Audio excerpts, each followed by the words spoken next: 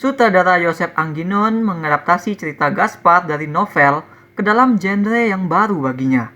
Jika dua film Joseph sebelumnya kita ibaratkan kayak orang introvert, yang irit berkata-kata, penuh visual storytelling yang mengajak kontemplasi, maka film Gaspar yang ini kayak ekstrovert, berisik, menggebu-gebu, ambisius, penuh aksi.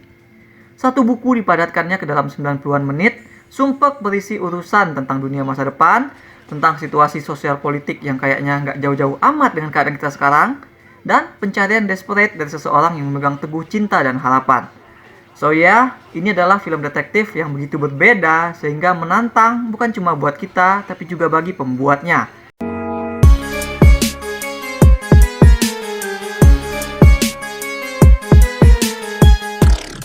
Gaspar yang jantungnya ada di kanan itu mendapat petunjuk tentang keberadaan atau nasib teman masa kecilnya Kirana yang telah hilang sejak lama. Selama ini Gaspar menekuni pekerjaan detektif memang untuk mencari Kirana, dan along with that job, Gaspar juga melihat kebobrokan dunia tempatnya tinggal. Saat menangani satu kasus, Gaspar dihajar sampai babak belur. Dari dokter di Underground Fight Club milik Agnes, dia divonis bahwa alat di jantungnya udah game over sehingga Gaspar cuma punya 24 jam untuk hidup. 24 jam untuk mencari kebenaran soal Kirana. Gaspar harus segera menyimpulkan dan menyerang targetnya supaya bisa mendapatkan pembalasan dan closure sebelum dia mati. Gak banyak film Indonesia yang membahas tentang detektif, dan lebih sedikit lagi film kita yang mengangkat setting distopia. Makanya menit-menit awal film ini begitu menarik. Kamera film ini memotret fantasi itu dengan kontras antara kecanggihan dan kebobrokan yang kentara. Suasana daerah selamnya itu udah kayak dalam game-game seperti Final Fantasy 7 misalnya.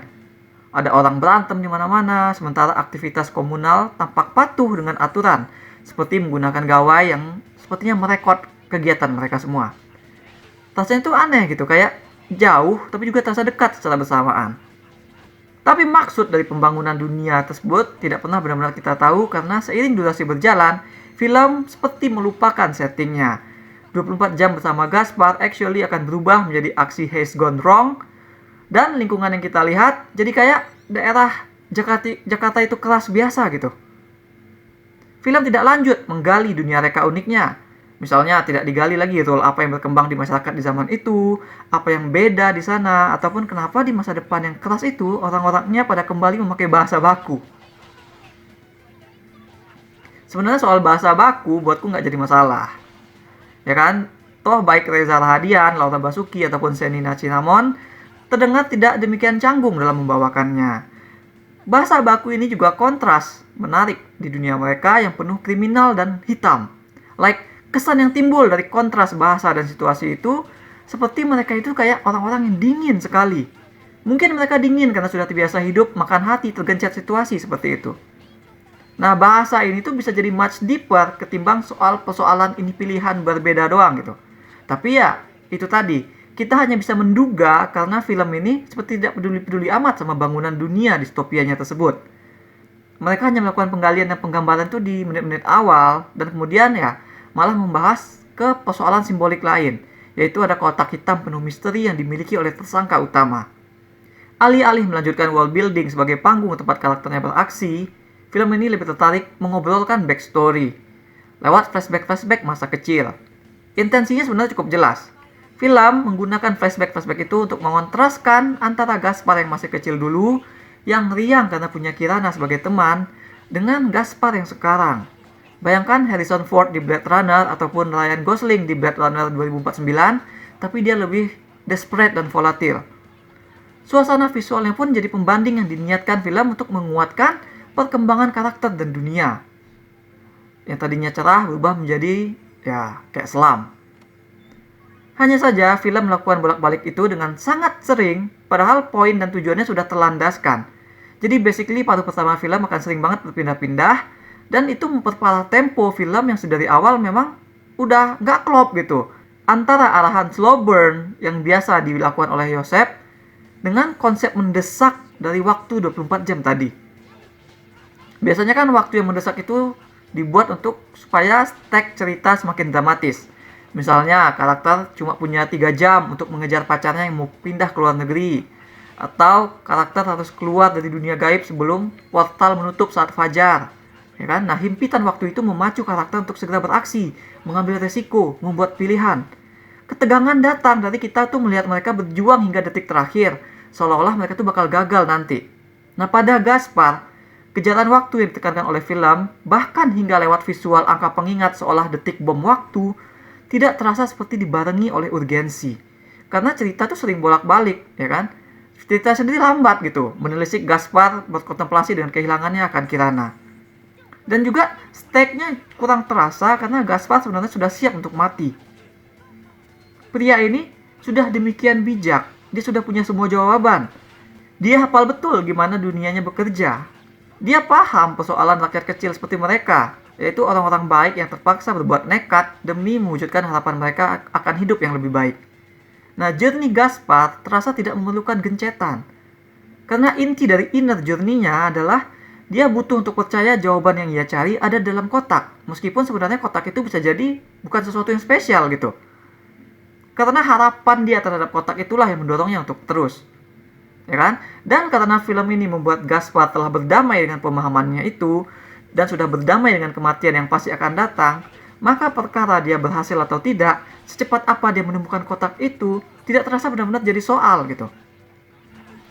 Dulu ada lagu Zamrud yang liriknya melesetin makna pepatah, berakit ke hulu berenang ke tepian, diplesetkan menjadi bersakit dahulu, senang pun tak datang, malah mati kemudian. Ini actually selaras dengan gimana film ini memandang nasib rakyat kecil seperti Gaspar dan teman-teman seperjuangannya di dalam dunia distopia mereka. Mereka cuma bisa terus berenang gitu kan. Karena yang mereka punya cuma harapan akan ada senang kemudian, akan ada tepian gitu. Nah, ketika harapan mereka menjadi semakin desperate, maka mereka akan berenang dengan menghalalkan segala cara.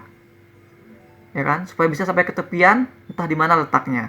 Nah, disinilah ketika moral itu menjadi abu-abu.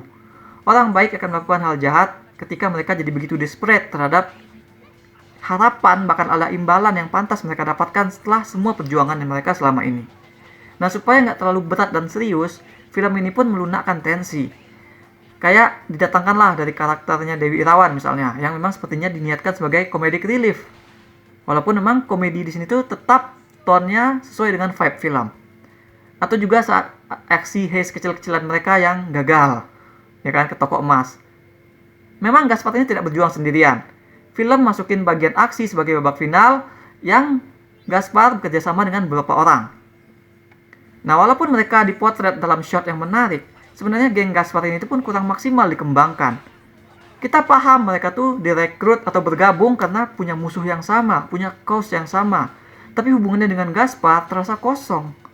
Like kalau di game RPG misalnya, kita paham karakter-karakter yang bakal bergabung dengan party kita itu punya masalah personal dengan musuh utama, tapi mereka juga bakal terdevelop punya ikatan personal dengan kita sebagai karakter utama. Sehingga masalah personal masing-masing tadi tuh berubah menjadi masalah bersama. Nah, Gaspar di film ini terasa berjarak dengan mereka. Yang beneran punya kepedulian terhadap journey Gaspar cuma Kik, yang diperankan oleh Laura Basuki. Tapi itu pun kehadiran karakter si Kik ini aneh. Kayak kita kan di awalnya tuh udah percaya Gaspar adalah anak kecil kesepian. Ketika punya Kirana, dia tidak sendiri lagi. Tapi lalu Kirana hilang, ya kan? Inilah jadi motivasi dia sampai gede. Tapi ternyata diungkap Gaspar, teman masa kecilnya, bukan cuma Kirana, ada Kik. Aku nggak tahu kenapa film ini kayak sengaja nggak langsung menyebut ada Kik di awal.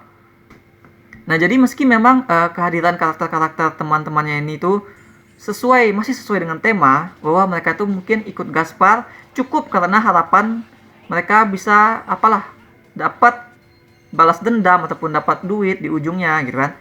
Tapi ini jadi membuat kita susah peduli sama mereka. Mereka juga jadi berjarak dengan kita ketika mereka tuh nggak dikasih lihat kepeduliannya gimana dengan Gaspar.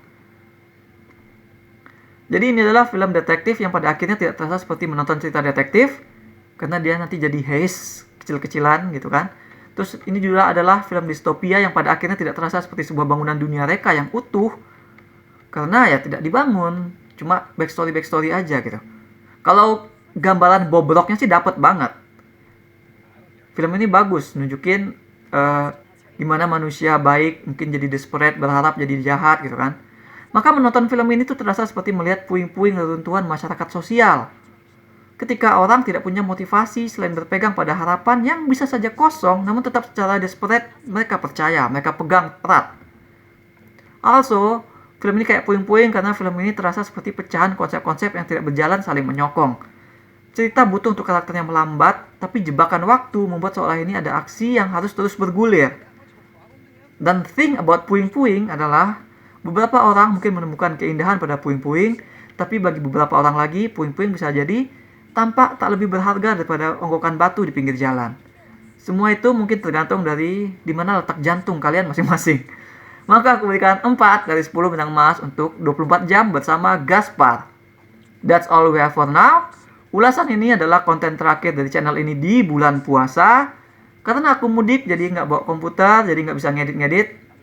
Tapi di versi blog mydirtshit.com akan terus ada updatean review film-film terbaru. Jadi supaya nggak ketinggalan, silahkan kunjungi ke blog tersebut. Nanti konten di sini akan menyusul setelah lebaran. Atau kalian bisa kunjungi store mydirtshit di ciptaloka.com. Ada banyak kaos dan pernak-pernik custom yang unik, mulai dari film, musik, game, hingga wrestling. Thanks for watching. Remember in life, there are winners and there are losers.